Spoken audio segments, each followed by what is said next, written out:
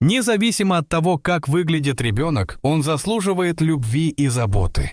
К сожалению, этого не произошло с мальчиком Генри из этой истории. Реакция его родителей, когда они увидели его сразу после рождения, была душераздирающей. В конце концов, они бросили его, но годы спустя он неожиданно навестил их, и вы не поверите, что произошло дальше. В детстве у каждого из нас были свои мечты, цели и фантазии. И Марк с Эммой не были исключением. Дуэт мечтал о том, чтобы поскорее завести семью. И они подумывали о том, чтобы завести много детей. Им нужны были исключительные дети с броской внешностью, голубыми глазами и пухленькими губами. Пара не считала, что просит слишком многого, потому что у них тоже была потрясающая внешность. Так что все, что им нужно было сделать, это просто родить детей, которые были бы в точности похожи на них. Марк и Эмма происходили из бедных семей, поэтому после окончания средней школы они не могли позволить себе поступить в колледж. Кроме того, они на самом деле не были заинтересованы в получении ученой степени. Они просто хотели работать, накопить достаточно денег и начать бизнес по продаже уличной еды.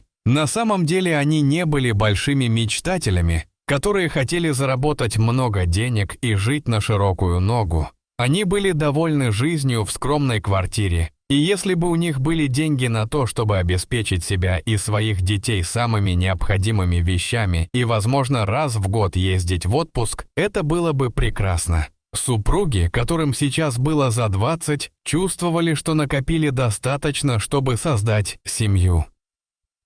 Эмма работала в детском саду, а Марк на фабрике, поэтому они поженились в присутствии друзей и семьи. Вскоре после свадьбы они начали пытаться завести ребенка, и это не заняло много времени. На 18-й неделе пара прошла обследование и обнаружила, что у них будет мальчик. Чувствуя возбуждение и не в силах сдержать радость, Марк закричал, заключил Эмму в объятия и сказал ей: «Мы сделали это. Мальчик будет похож на меня, я стану отцом». Беременность протекала гладко, но однажды ясным субботним утром у Эммы отошли воды, и муж срочно отвез ее в больницу. Ее вкатили на каталке в родильную палату, и в назначенное время у нее начались полноценные схватки. К сожалению, врачи обнаружили, что ребенок находился в неправильном положении, поэтому Эмму быстро перевезли в операционную для экстренного кесаревого сечения. Эмма не волновалась и не нервничала. Она была уверена, что роды пройдут хорошо. Она и не подозревала, что ее любовь вскоре подвергнется испытанию, и, к сожалению, она потерпит неудачу.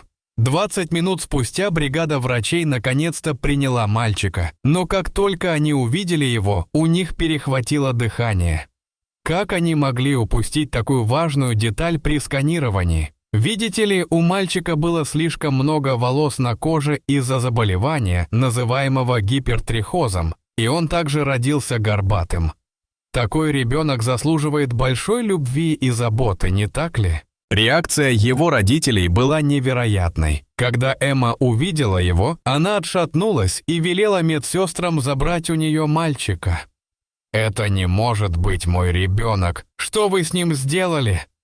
Она заплакала. Реакция Марка была еще хуже. Он не чувствовал связи с мальчиком. Он устроил скандал в больнице и обвинил врачей во внешнем виде ребенка. Врачи извинились за то, что упустили такую важную деталь при сканировании, однако заверили супругов, что существуют операции, чтобы избавиться от этой болезни. По мнению супругов, слова врача были бессмысленными. Где они возьмут деньги на операцию? Где они вообще возьмут деньги на постоянное медицинское обслуживание, в котором будет нуждаться мальчик? Вместо того, чтобы радоваться, пара была в отчаянии. Они провели бессонные ночи, беспокоясь о том, что подумают о них люди, если увидят их ребенка. К сожалению, маленький мальчик постоянно болел, и пара часто посещала больницу. И вот однажды они решили, что это не та жизнь, которую они хотели бы для себя. Что произойдет с их бизнес-планами? Что будет с их мечтами о знаменитых детях, которые будут ходить по подиуму? И вот в одну одинокую и печальную ночь они пришли к выводу: они отдадут мальчика. Возможно, ему посчастливится найти кого-то, кто обеспечит ему такую жизнь, какую он заслуживает, если бы они только знали, что когда-нибудь пожалеют об этом решении. Пара отдала мальчика в детский дом, поцеловала его на прощание и ушла из его жизни навсегда. Они никогда не могли предположить, что через несколько лет снова увидят его. Генри вырос в детском доме заботливым, воспитанным и очаровательным мальчиком. К сожалению, его постоянно отказывались усыновлять из-за его внешности. Когда ему исполнилось 7 лет, мальчик начал думать, что его никто никогда не усыновит. Ему было больно каждый раз, когда приходилось прощаться с другом, которого усыновляли, но никто не приходил за ним. Но однажды, когда Генри исполнилось 9 лет, удача улыбнулась ему. Состоятельная пара Джон и Сара, которым было под 40, но у которых не было детей, решили усыновить Генри, и когда они попали в приют, то влюбились в него. Он выглядел таким грустным, в отличие от остальных детей, и мы хотели развеять эту грусть. Мы чувствовали сильную связь с ним и видели, что у него большой потенциал. Мы хотели помочь ему осуществить его мечты, сказала Сара. Усыновив Генри, пара окружила его большой любовью, заботой и вниманием. Они также заплатили много денег, чтобы избавиться от горба, но, к сожалению, от лишних волос на его теле не было лекарства. Несмотря на это, Генри научился любить и принимать себя таким, какой он есть. И все благодаря семейной паре, которая правильно его воспитала и научила никогда не позволять чужому мнению давить на него. Прошло время, и Генри поступил в колледж изучать медицину. В свое время он окончил университет и начал работать хирургом. Генри был прилежным врачом, который посвятил себя спасению жизни своих пациентов. 3 года спустя поздно вечером, когда Генри уже собирался закрывать клинику, ему позвонил мужчина, который попал в аварию и нуждался в срочной операции. Не теряя времени, Генри переоделся и помчался в операционную, но ничто не могло подготовить его к тому, что ему предстояло увидеть. Когда Генри вошел в операционную, он застыл, как только увидел своего пациента. Он словно смотрел на свою более старую версию. Генри выглядел точь-в-точь, как этот человек. У них было одинаковое строение лица, глаза, нос. Другие врачи в операционной тоже заметили сходство между ними, но ничего не сказали. Примерно через 5 часов операция была завершена, и она прошла успешно. Поэтому Генри вышел в приемную, чтобы сообщить жене пациента, что операция прошла успешно. Но когда он добрался туда, произошло нечто еще более шокирующее. Генри заметил, что он тоже похож на ту женщину, особенно ее глаза. Что еще хуже, когда женщина увидела Генри, она в ужасе вскочила и заплакала. Сбитый с толку и не зная, что сказать, Генри только уставился на женщину. Эмма извинилась за то, что позволила эмоциям овладеть собой. Затем она сказала Генри, что его внешность напомнила ей о ее сыне, у которого тоже были лишние волосы на коже. «Мы ужасные родители.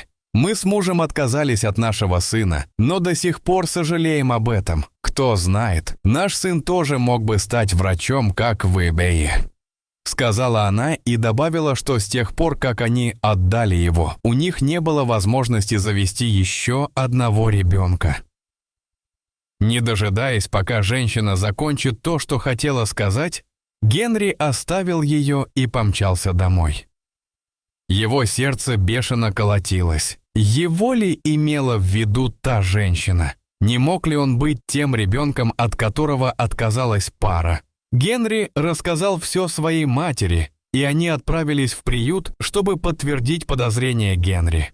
Он был прав. Он был биологическим сыном мужчины, которого оперировал, и женщины, которая изливала душу в приемной. 2 дня спустя Генри посетил палату Марка, где тот выздоравливал, и там же встретил Эмму.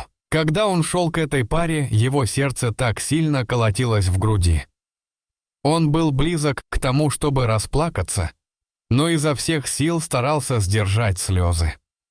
Когда он оказался достаточно близко, Генри сказал паре, что им нужно простить себя за то, что они сделали со своим сыном. Я думаю, ваш сын простил вас. Так что живите своей жизнью и будьте счастливы», — сказал Генри и обнял пару. И в этот момент по его щеке скатилась слеза, но он быстро вытер ее, прежде чем они это заметили. После этого он вышел из комнаты, не оглядываясь. Генри решил, что лучше не раскрывать свою личность биологическим родителям. Он не хотел вспоминать старые раны.